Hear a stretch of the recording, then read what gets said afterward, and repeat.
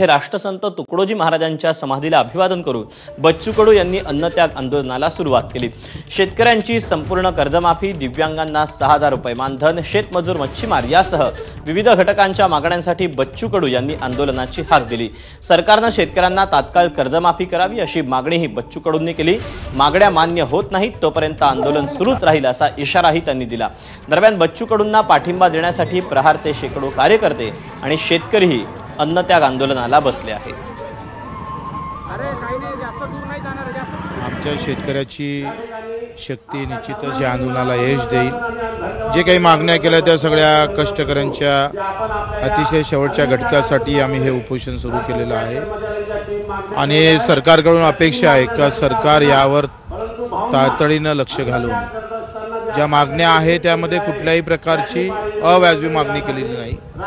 ज्या शेतकऱ्यांच्या मजुरांच्या हिताच्या आहे ते दुर्लक्षित राहिलेले घटक आहे आणि सरकारनं लक्ष द्यावं।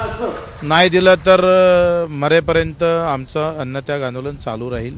आम्ही कुठलाही मागे घेणार नाही। कर्जमाफी आणि दिव्यांगांना 6000 मानधन हे दोन मागण्यात आहेच प्रमुख। त्याच्या व्यतिरिक्त अजून कोणती महत्त्वाची मागणी? पेरणी ते कापणीपर्यंत मनरेगामधून खर्च केला पाहिजे।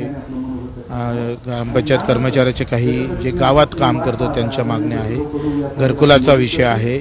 मेंढपाळ आणि मच्छी पालन जे लोक शेतकरी आहे, मच्छीमार शेतकरी आहे, त्यांना आता कृषीची दर्जा आपण दिली आणि दूध उत्पादक शेतकरी आहे। जोडधंदा म्हणून आम्ही त्यांना स्वीकारला खरी, पण त्यांना जे भाव भेटतो ते फार कमी भेटतंय आणि दुधातली भेसळ मात्र म्हणजे आज जर आपण आकडा जर पाहिला तर देशामध्ये 14 कोटी लिटर दूध निर्माण होते आणि 64 कोटी दूध विक्रीला जातं। म्हणजे येणारा काळ हा कॅन्सरचा काळ राहील अशी एकंदरीत चित्र आहे।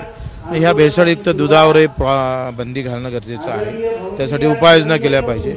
सगळ्या मागण्या घेऊन आम्ही लढतोय। बातमी भंडाऱ्यातून। भंडारा जिल्हाधिकारी कार्यालयात आज डीपीडीसीची बैठक